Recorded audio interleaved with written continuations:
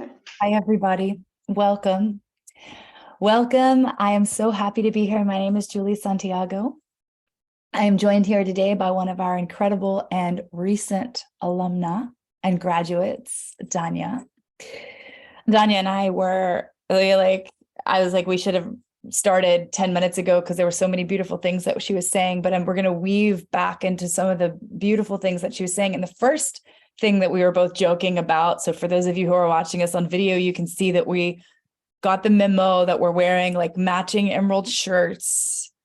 And we both have our, kind of curly brown hair. And for those of you who don't know this, I am Lebanese and Danya is also Lebanese. And so we were just having this beautiful conversation about, our ancestry. And obviously we are representing today together. So I'm so happy to have this incredible woman share her experience in the program.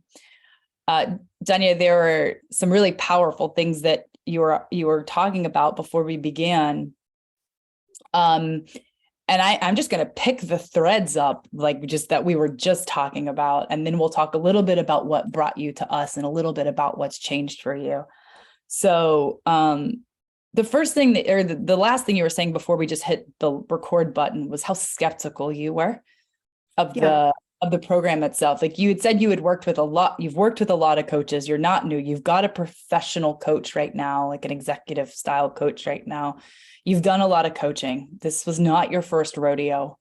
I'd love for you to, and then you also said, I was really skeptical. I'm a really skeptical person by nature.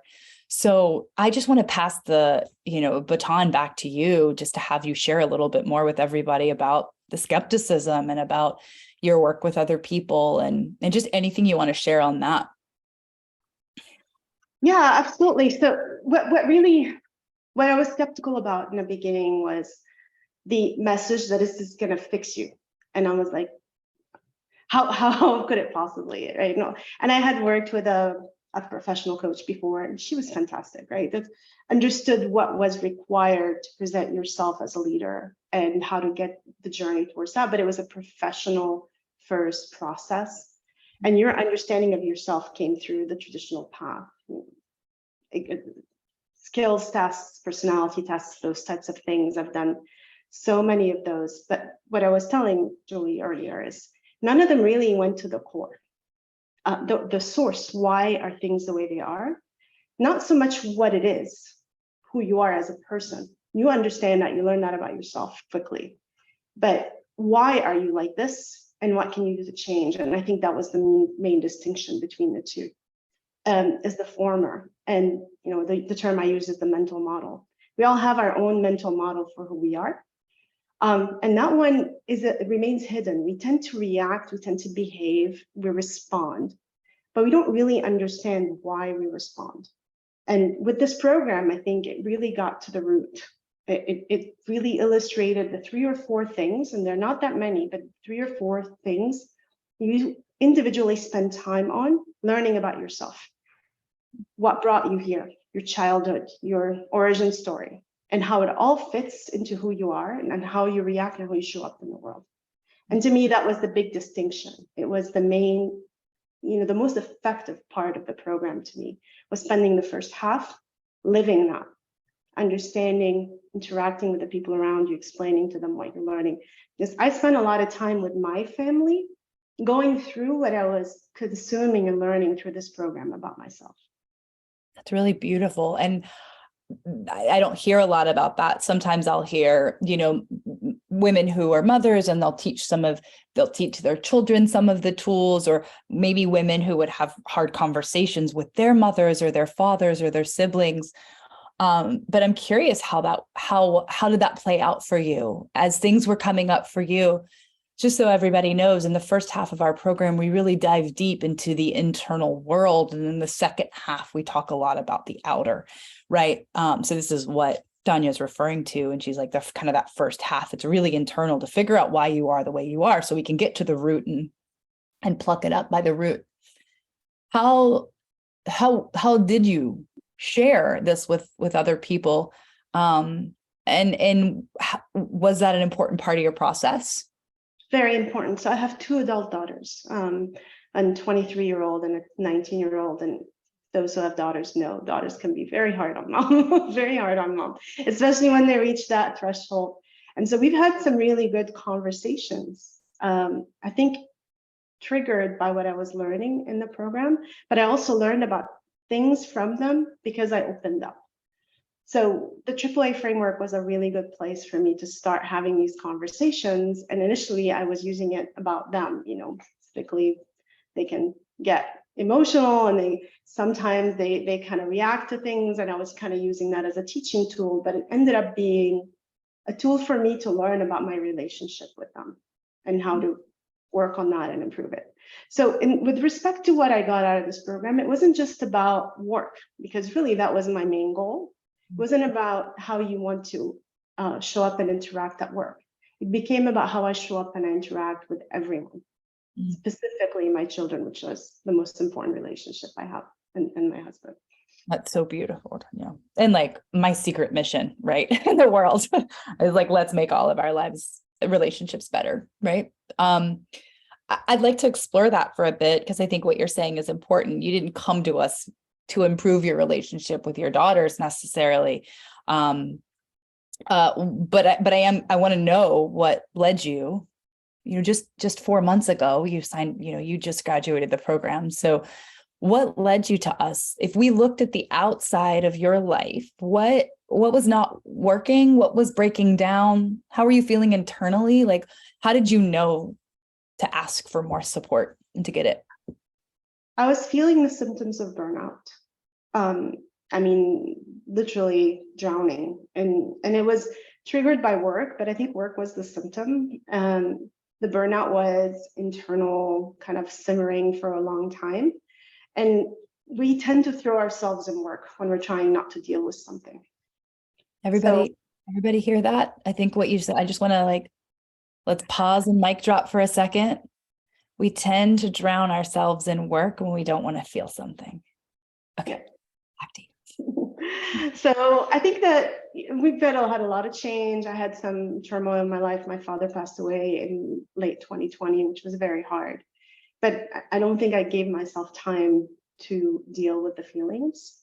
And I think one of the main key takeaways of this program is that part, that I wasn't spending enough time trying to assess my emotions and understand them.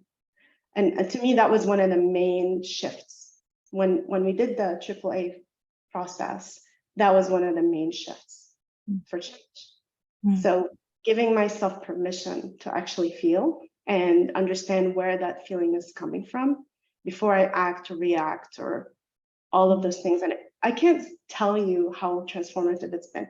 I'm not perfect by any means. I still trigger and react, but I'm much more aware of it now, much more aware that this is a reaction to something that I've kind of omitted. So, I fall off the bandwagon every once in a while. I'm not, I forget that I need to pause. I need to take the time, but it's there. I mean, the learning is there, and I don't think that will go away. It's like learning to ride a bicycle. You may fall a little here and there, but you still know how to ride a bicycle. So beautiful. So you came to us with these symptoms of burnout that appeared to be about work. I think you're saying something huge, because many women who are watching this, who may be in the position you were in 4 months ago, are thinking it's about the job. This is often why we say, don't quit your job yet. And whatever you're comfortable sharing here, were you worried about quitting? Were you worried about just having a major health event? What were you worried about happening if you didn't do something? There was a reason. Yeah. What do you think it was? It was all of the above. I mean, my health, I've been dealing with health issues for a good part of 2 decades. And I think it was sort of that personality and the fact that I just kind of suppress everything and move along, grin and bear it, keep calm and carry on type of mentality. That's been there for a long time. And I think that I don't know how much of internalizing that pain and those emotions have contributed to this. I can't really know for sure, but the chronic illness is there. It's been there for a long time without getting very specific about it. I mean, where can I go from here? I treat the illness medically, but then there is so much you can do, and short of quitting and really quitting work in general, which seemed like the only option. And I don't think that would solve anything. So that's one of the reasons why I thought, maybe I need to do something drastic here. But what was really interesting is I learned through this process that it was really never about work. And Julie, I mean, I'm in a new job. I've been here almost a year and a half now. I've changed careers, not careers, but I've changed roles in different companies. And it was, part of it was, I've had enough, I want to leave this company but it was never I never really stopped and think that maybe that's how I'm engaging with work. That's the problem. And there is something more to the source that's causing that. So I didn't want to run away again. Do you think you had that awareness before you joined our program? Like you said, like, were you starting to see the pattern? Like maybe this is me and how I'm approaching the work, and not to take away from the fact that we're all kind of working in a toxic system, right? I mean, right, the corporate world in a way is built for burnout, especially for women. So we acknowledge that, but then to take ownership of your own part in that, were you aware? Sounds like you were becoming aware of that before you joined our program. I was becoming aware of it, and that's why I thought I sought that initial coaching relationship, but I didn't know how to address it. Right? Mm-hmm. So, and I thought the coaching helped to a certain point, but then I felt like I was frustrating the coach because I wasn't taking those learning and translating them into actionable improvements because I didn't know how. And I think that was the missing link. It's understanding the root cause of it and what was happening inside of me that was triggering those reactions. So when I would talk to the coach, I would just ask her about specific instances where I had this or that experience, but it wasn't really translating into knowledge and stuff. How long had you been working with that coach before you found us? 6 or 7 months. Okay. So for a good amount of time. And then I think you're saying something that's so interesting, because whether it's a coach or a therapist or even a leadership program or a book, I think you're saying something that many women can relate to. Like, I was having a hard time translating it into actual change in my life. And this is not a leading question. I genuinely want to know from your perspective, how did our program help you take the information and then apply it, implement it, shift it? Is it because it got to the root for you, like you were saying, or is it something else? It got to the root. Everybody keeps reading about mindfulness and learning about how mindfulness can help you. Nobody tells you where it acts actually. Where does mindfulness help you? And now it's really, to me, the big thing and the aha moment, right? Going back to that child that you are, what happened there, and then these power pitfalls, that model, and then the I guess the slightly cognitive behavioral therapy type of thing that goes on in the program.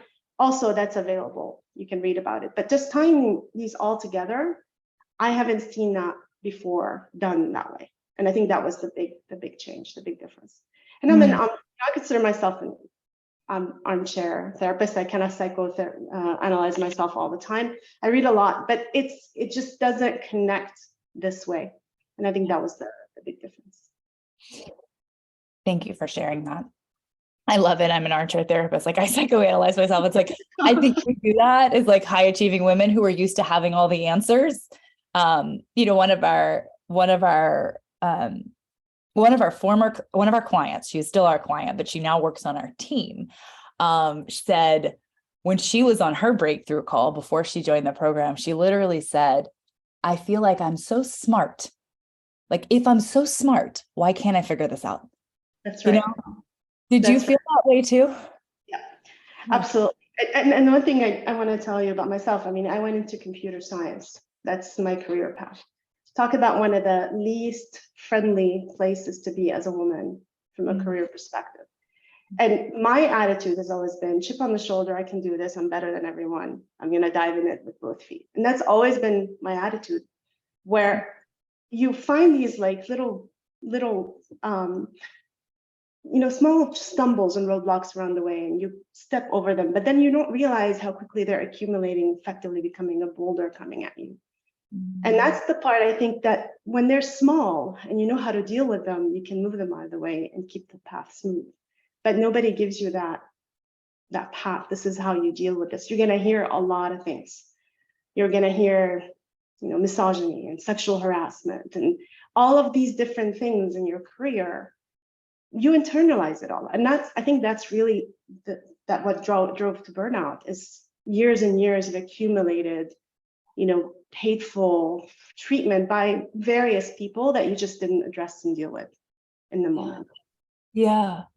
Well, I think you're speaking to something really important, especially, I'll say this heart to heart, as a woman who has her roots and ancestry in the Middle East as well, right? It's like we all we do live in a world that is still very sexist and very misogynist, and every single woman who comes through our doors, it works in a predominantly male dominated environment. You in computer science is, much higher than normal. And so these pieces of looking around, I remember feeling this when I worked on Wall Street. There were 3 women in a room of 50 men. And I remember looking around and not having the leaders, like the female leaders, the women, to teach me how to lead. And so I want to acknowledge and celebrate your choice to do it differently. And I think what you're saying is so important, that it's like there's a boulder or there's a rock and you don't move it out of the way. And then there's another rock and another rock. And before too long, like, you're looking at a boulder, right? Yes. So part of what I hear you saying is like part of the burnout that you were experiencing is years, decades of not ever knowing how to appropriately or even healthfully navigate and move those things out of the way. That's right. Years and years. And you do it to the best of your ability, but you're absolutely right, because the lack of women leaders in this space doesn't give you a way or a model to follow. So you figure it out, and sometimes you figure it out to your own detriment. Because often you don't want to rock the boat, you don't want to say anything, and it's kind of stays with you. I often say, I don't know if you've heard me say this, often I'll say it in our alumni network, that you're looking around for the leaders, but they're not there, because we're actually the generation to become the leaders, especially as women, right? It's like we're looking around, it's like, where are they? They're right here. Like, they're really right here. Like, you're paving the way for the generation of women, your daughters and beyond, who follow. What was it like for you to be inside of a community of women, knowing you had been in a male-dominated field for a really long time? And of course, you have daughters, but doing this work alongside of other women, like powerful, smart, successful women. How was that for you? It was a breath of fresh air. I think that was also that kept me coming to those nightly calls. It's just, you feel like you're part of a community. It felt safe. I think that's the word. It felt safe. So good. If you were to give us a glimpse of your life now, so we kind of had a little glimpse of what it felt like. There was a lot of overwhelm, and I know you had been experiencing some health stuff, and sounds like a little strain in your relationships before, and you were thinking about maybe walking away from your career, even though it's not what you wanted. What does life look like now? And we don't operate under the illusion that there is a perfection. I said this at the beginning of our call together, but like, what's it like now? What's changed for you if you look at where you were and where you are now? How are you different? Who are you now? So before this program, every Thursday afternoon, I have a one-on-one with my boss, and I usually walk into the weekend fairly irritated and upset. And my husband hears all about it. That doesn't happen anymore. So it is that is one area where the frustration of dealing with those leaders that are coming demanding and not listening to you, and it doesn't. And I think one of the most significant things that I've been doing is every single day around this time, like around 3 p.m., I take a 10-minute meditation break, which before I knew I needed to do this, but I didn't know why. And that is super important, really. Recognizing the value of doing this mental peace practice every day, because you have seen it work. The embodiment room during the program, I would tell my husband, I'm like, I can't eat dinner on Thursday nights. I'm going to be sitting in the embodiment room, sorry. Because that was, it just felt like, getting a massage. It just relaxed. The amount of stress that just washed out from me after that was really amazing. So I wish there was a way to kind of reconnect with those things, because I think just like having that on a regular basis is very valuable, even if you're not getting any of the lessons or any of the coursework done. Yeah. Well, we got some things in mind for that, for the future, for our alumni. So definitely stay tuned. And I think this is an important piece that you're sharing, that I hear that work isn't stressing you in the same way that it used to. Not at all. Yeah. It is. I mean, work is work. It's going to be there. It's just you acknowledge that and you move on. I think what's different is how I react to the stressors of work. The work hasn't changed. We're actually moving into a more pressure as the economy is kind of in a rough spot. A lot of companies have been doing layoffs. All of those things do put pressure on the people that remain, right? So, but not handling it the same way is a big difference for me. That's huge. And that's it's priceless, and it's also indescribable, right? Like, how did you get there? We want it to be like, well, you do these 5 steps and you do these 3 things. And, I think this is what we aim to teach inside of the program. And there's steps to take, there's practical stuff, but then you're also speaking about the embodiment room and learning how to feel your feelings and learning how to be in your body and calm your nervous system. And it is both of these pieces to help you integrate. And then it sounds like your relationships with your daughters has shifted too. Is there anything more you want to say about that? I mean, I've always had a really good relationship with my daughters. I think where I didn't realize that there was so much they were carrying that were afraid to tell me. And it really opened the door for them to be more open with me, specifically around how I interact with them. I think that was one of the biggest differences is I get more honesty and more engagement from them. So they don't have to handle me anymore. I guess that's the part of the challenge. Internalize a lot of I used to internalize a lot of like the environmental stressors, and so the news cycle, and it also, also have the tools to deal with that now, because a lot of it we can't influence, we can't fix, but it used to really affect me, and it affects me less. I wouldn't say it doesn't affect me anymore, but it affects me less. Yeah. Well, I think what I hear you saying so much of during this conversation is the tools you've learned, the tools that have helped you get to the root of who you are and why you showed up in the way that you do. And, bringing these tools to your family, and, we make ourselves safe, and then, right, we can make our family safe. Like, you have become a safe space for your daughters, which is the greatest gift I think that a mother can give to her children. Right? That they can trust you to bring anything. You said one other thing at the beginning that I want to loop back to, and then I'll just ask you one final question. You said like really learning to lead myself, right? You said that towards the beginning of the call. And I really want to acknowledge that for you and for all of you listening, that leadership isn't something that we're gifted, that we're just given by a title or by seniority or by time. Like leadership is really truly something that we cultivate. And the only way that through our lens, right? And through what we teach is first you lead yourself and then you Absolutely. lead others. And has that made a difference for you, learning to lead yourself? Can you see the connection between how learning to lead yourself first is helping you be a more effective leader in your life?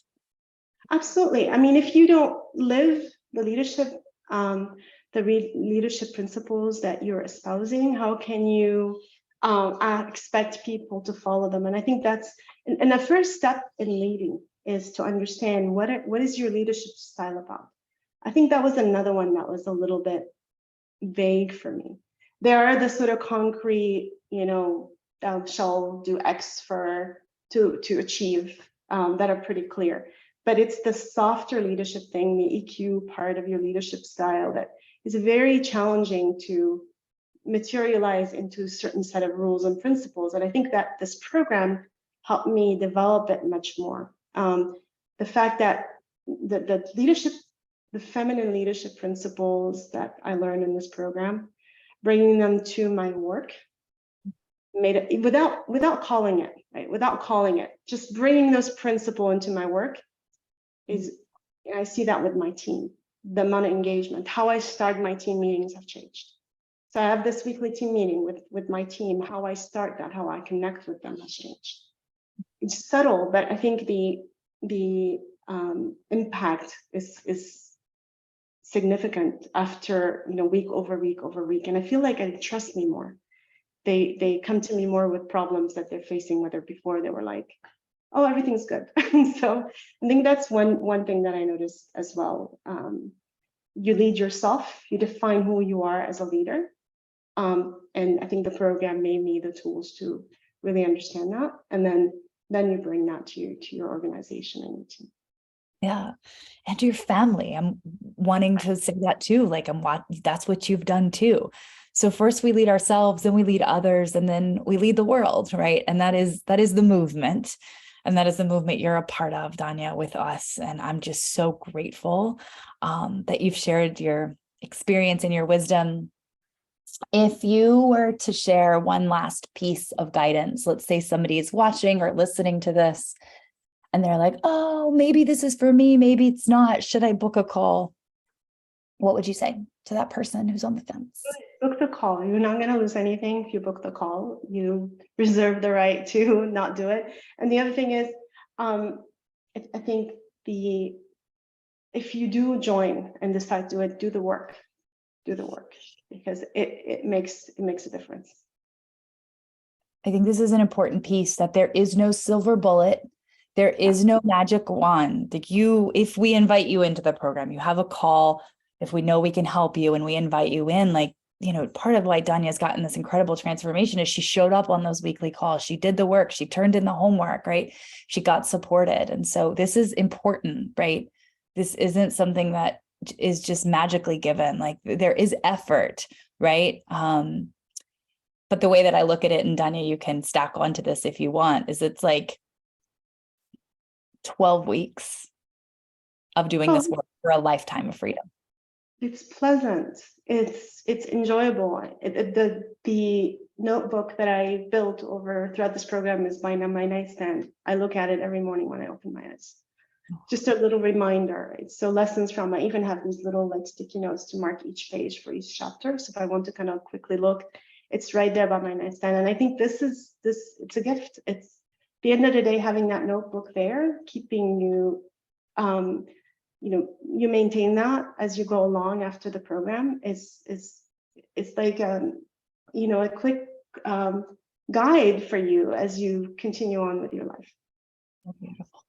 Thank you so much. For all of you who are watching, if you want to explore this work, like DANIA's journey started with booking a breakthrough call. How did you find us, DANIA? I got the Facebook ad. Honestly, it was like, okay, let me give this a try. And yeah. So DANIA found us on Facebook. You said you were super skeptical. We didn't talk too much about that, but you were super skeptical, and she signed up.